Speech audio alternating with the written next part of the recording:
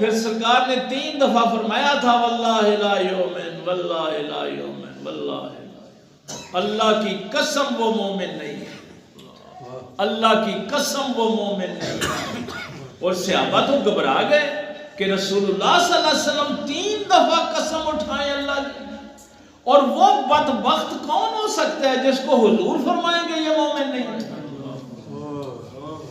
کیا فرمایا کہ جو خود پیٹ بھر کے کھائے اور سو جائے اور اس کا ہمسایہ بھوکا رہے، وہ پڑھتا رہے تہجدیں اور نمازیں، اللہ کی بارگاہ میں تو وہ ایمان والا نہیں۔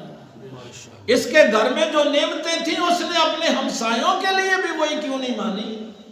تو اسلام کا یہ جو تصور ہم نے لیا ہوا ہے نا، اس کا اسلام سے کوئی تعلق نہیں ہے۔